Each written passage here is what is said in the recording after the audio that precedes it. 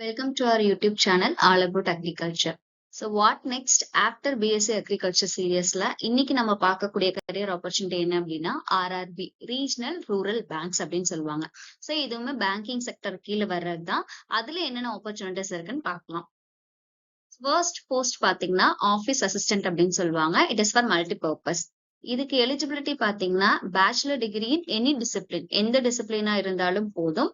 அவங்களோட மேண்டேட்டரி பாத்தீங்கன்னா ப்ரொஃபிஷியன்சி இந்த லோக்கல் லாங்குவேஜ், அந்த லோக்கல் லாங்குவேஜ் ஃபார் எக்ஸாம்பிள் தமிழ்நாடுனா தமிழ், கர்நாடகானா கன்னடா அப்படிங்கிற மாதிரியான லோக்கல் லாங்குவேஜ்ல இருக்கணும்.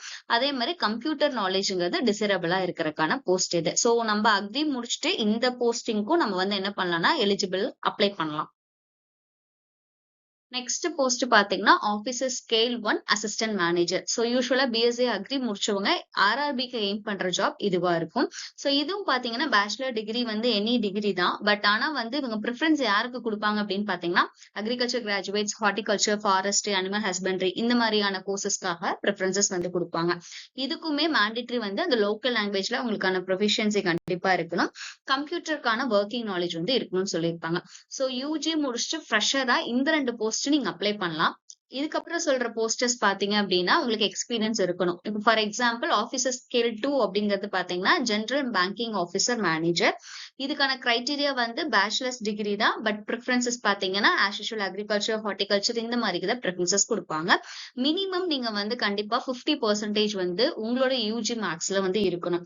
இதுல மேண்டேட்டரி கிரைட்டீரியா பாத்தீங்கன்னா 2 இயர்ஸ் வந்து நீங்க ஆல்ரெடி பேங்கிங்லயோ இல்ல பினான்சியல் இன்ஸ்டிடியூஷன்ஸ்ல ஒர்க் பண்ணிட்டு அதுக்கப்புறம் இந்த போஸ்டுக்கு எலிஜிபிளா இருக்கலாம். இப்ப நிறைய பேர் என்ன பண்ணிருப்பாங்கன்னா யூஜி முடிச்சுனே ஃப்ரெஷராவே வந்து ஏதாவது ஒரு பிரைவேட் பேங்க்லயோ அல்லது பினான்சியல் இன்ஸ்டிடியூஷன்ல ஒர்க் பண்ணிட்டு 2 இயர்ஸ் எக்ஸ்பீரியன்ஸ் ஆனவங்க இந்த போஸ்டிங்க்கு நீங்க எலிஜிபிளா இருக்கலாம் அப்ளை பண்றதுக்கு. நெக்ஸ்ட் போஸ்ட் பாத்தீங்கன்னா ஆபீசர் ஸ்கேல் 2 ஸ்பெஷலிஸ்ட் ஆபீசர்னு சொல்லுவாங்க. இதுக்கான எலிஜிபிலிட்டியே பாத்தீங்கன்னா பேச்சுலர் டிகிரி வந்து அக்ரிகல்ச்சர் மஸ்ட் அல்லது ஹார்டிகல்ச்சர், டெய்ரி, அனிமல் ஹஸ்பண்டரி இந்த மாதிரி எல்லாம் இருக்கணும். ஸோ இதுக்கும் பாத்தீங்கன்னா 50% உங்களோட யூஜிபில நீங்க யூஜில வந்து ஓஜிபியை மெயின்டைன் பண்ணீங்க அப்படின்னா இந்த போஸ்ட்டுக்கு நீங்க எலிஜிபிள். இதுக்கான எக்ஸ்பீரியன்ஸ் வந்து 2 இயர்ஸ் இந்த ரெலவென்ட் ஃபீல்டு ஏஓ ரிலேட்டடா இப்ப பேங்கிங் செக்டர்ல லோன் கொடுக்கறதுல அக்ரி செக்ஷன் ஆகட்டும், இல்லைன்னா பினான்சியல் ரிலேட்டடா வந்து அக்ரி செக்டர்ஸ்ல நீங்க ஒர்க் பண்ணி 2 இயர்ஸ் எக்ஸ்பீரியன்ஸ் இருந்துச்சு அப்படின்னா நீங்க இந்த போஸ்ட்டுக்கு எலிஜிபிளா இருக்கும். சோ இப்ப நம்ம பாக்குறது எக்ஸாம் பேட்டர்ன். ஆர்ஆர்பி கீழ எக்ஸாம் பேட்டர்ன்ல பாத்தீங்கன்னா நம்ம ஃபர்ஸ்ட் பார்த்த ஆபீஸ் அசிஸ்டன்ட் மல்டிபிள் பர்பஸ் இருக்குல்ல, எனி டிகிரி எலிஜிபிள் அதுக்கும் சேர்த்து பிளஸ் ஆபீசர் ஸ்கேல் 1 நம்ம bachelor degree in agri, horti இவங்க எல்லாம் எலிஜிபிள் ஆன போஸ்ட்டுக்கு வந்து பாத்தீங்கன்னா பிரிலிம்ஸ்க்கு வந்து ரெண்டே 2 செக்ஷன்ஸ் தான். ஒன்னு வந்து ரீசனிங், இன்னொன்னு வந்து குவான்டிடேட்டிவ் ஆப்டிடியூட். சோ ரீசனிங் வந்து 40 கொஸ்டின்ஸ் 40 மார்க்ஸ் இருக்கு. குவான்டிடேட்டிவ் ஆப்டிடியூடும் 40 questions 40 marks.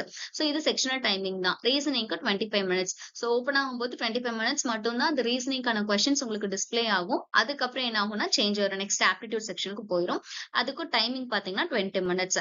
So number of questions பாத்தீங்கன்னா 80, அதுக்கான மார்க்ஸ் வந்து 80 மார்க்ஸ். சோ அவுட் ஆஃப் 80க்கு நீங்க எவ்வளவு ஸ்கோர் பண்றீங்களோ அதை பொறுத்து தான் நீங்க வந்து மெயின்ஸ்க்கு போவீங்க. சோ மெயின்ஸ் எக்ஸாமினேஷன் வந்து மல்டிபர்பஸ்க்கு பாத்தீங்க அப்படின்னா என்னென்ன செக்டர்ஸ் வரும்னா 5 செக்ஷன்ஸ் கொடுத்திருக்காங்க. ஒன்னு வந்து reasoning, computer knowledge, general awareness. இதுல எய்தர் நீங்க ஏதாவது ஒரு ஆப்ஷன் சூஸ் பண்ணிக்கலாம். எய்தர் இங்கிலீஷ் சூஸ் பண்ணலாம், இல்லைன்னா ஹிந்தி சூஸ் பண்ணிக்கலாம். ஹிந்தி தெரிஞ்சவங்க ஹிந்தி சூஸ் பண்ணிக்கலாம், இல்லைன்னா இங்கிலீஷ் ஏதோ ஒரு லாங்குவேஜ் பேப்பர் மஸ்ட் சூஸ் பண்ணும். நெக்ஸ்ட் வந்து நியூமெரிக்கல் எபிலிட்டி.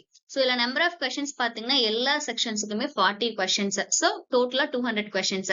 இதுக்கான மேக்ஸிமம் மார்க்ஸ் பாத்தீங்க அப்படின்னா ரீசனிங்க்கு வந்து 50 மார்க்ஸ் இருக்கு, கம்ப்யூட்டர் நாலேஜ்க்கு 20, ஜெனரல் அவேர்னஸ்க்கு 40 மார்க்ஸ், இங்கிலீஷ் அல்லது ஹிந்தி எடுத்தீங்கன்னா அதுக்கான 40 மார்க்ஸ் இருக்கு, நியூமெரிக்கல் எபிலிட்டியில வந்து 50 மார்க்ஸ். சோ உங்களுக்கு இங்க மேக்ஸிமம் மார்க்ஸ் அப்படின்னு பாத்தீங்கன்னா 200 மார்க்ஸ். சோ இதுக்கான செக்ஷனல் டைமிங்ஸ். சோ டோட்டலா வந்து உங்களுக்கு எக்ஸாம்க்கான டைம் பாத்தீங்கன்னா 2 hours. அதுல டியூரேஷன் செக்ஷன் வைஸ் பாத்தீங்க அப்படின்னா ரீசனிங்க்கும் இங்கிலீஷ் அல்லது நியூமெரிக்கல் எபிலிட்டி இந்த 3 செக்ஷனுக்கு மட்டும்தான் உங்களுக்கு 30 மினிட்ஸ் செக்ஷனல் டைம் இருக்கும். கம்ப்யூட்டர் நாலேஜ்க்கு 15 மினிட்ஸும் ஜெனரல் அவேர்னஸ்க்கு 15 மினிட்ஸும் பாத்தீங்க அப்படின்னா உங்களுக்கு அந்த செக்ஷனல் டைமிங் வந்து கொடுத்திருக்காங்க. சோ அந்த செக்ஷனல் டைமிங் முடிய அடுத்தடுத்த ஆப்ஷன்ஸ் ஓபன் ஆயிட்டே இருக்கும். சோ நீங்க வித்தின் அந்த டைம்குள்ளார வந்து கண்டிப்பா அந்த கொஸ்டின்ஸ் நீங்க அட்டெம்ப்ட் பண்ற மாதிரி இருக்கும். சோ ஆபீசர் ஸ்கேல் 1க்கும் சேம் தான். Reasoning, computer knowledge, general awareness, either நீங்க இங்கிலீஷ் அல்லது ஹிந்தி அல்லது குவான்டிடேட்டிவ் ஆப்டிடியூட். அங்க நியூமெரிக்கல் ஆப்டிடியூட் கொடுத்திருக்காங்க, இங்க நேம்ல வந்து குவான்டிடேட்டிவ் ஆப்டிடியூட் சேஞ்ச் பண்ணிருக்காங்க. மத்தபடி சேம் பேட்டர்ன் அதே தான் மெயின்ஸ்க்கும் உங்களுக்கு வந்து கொடுத்திருக்காங்க. ஸோ கட் ஆஃப் ஸ்கோர் பார்த்தீங்க அப்படின்னா எப்படி கால்குலேட் பண்றாங்கன்னா, ஆஃபீஸ் அசிஸ்டன்ட்க்கு வந்து மினிமம் ஸ்கோர் ஒவ்வொரு டெஸ்ட்லயுமே வந்து அது வருஷம் வருஷம் மாத்துவாங்க. ஸோ ஒவ்வொரு செக்ஷனலுக்கும் இந்த மினிமம் கட் ஆஃப்ன்னு ஒண்ணு வச்சிருப்பாங்க. அதையும் நீங்க கிளியர் பண்ணணும். அது போக ஓவரால் கட் ஆஃப் வந்து குடுத்திருப்பாங்க. ஸோ அந்த 2யும் நீங்க கிளியர் பண்ணீங்க அப்படின்னா மட்டும் தான் உங்களுக்கு வந்து என்ன ஆகும் அப்படின்னா, மெயின்ஸ்க்கு நீங்க வந்து மூவ் ஆவீங்க.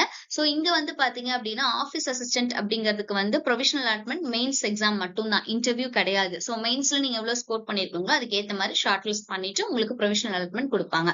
ஆஃபீசர் ஸ்கேல் 1க்கு பாத்தீங்க அப்படின்னா, மெயின்ஸ் எக்ஸாம் பிளஸ் இன்டர்வியூ வரும். சோ பிரிலிம்ஸ் நீங்க கிளியர் பண்ணதுக்கு அப்புறம் மெயின்ஸ்க்கான கட் ஆஃப் இருக்கும். அது பிளஸ் இன்டர்வியூ 2யும் கம்பைன் பண்ணி தான் உங்களுக்கு வந்து பாத்தீங்கன்னா, ஓவரால் ஸ்கோர் வந்து ரிலீஸ் பண்ணுவாங்க.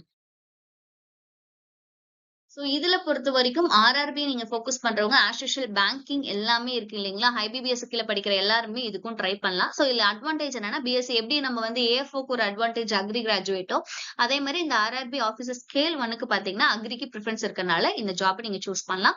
சோ இதுல மெயினா வந்து உங்களோட டைமிங் தான். அக்யூரசி எவ்வளவு இருக்கு, அந்த செக்ஷனுக்குள்ள நீங்க எவ்வளவு கொஸ்டின்ஸ் அட்டெண்ட் பண்றீங்க, எவ்வளவு அக்யூரேட்டா அந்த கரெக்டான கொஸ்டின்ஸ் ஆன்சர் பண்றீங்கங்கிறத பொறுத்து தான் உங்களோட ஜாப் டிசைட் ஆகும். சோ தேங்க்ஸ் ஃபார் வாட்சிங்.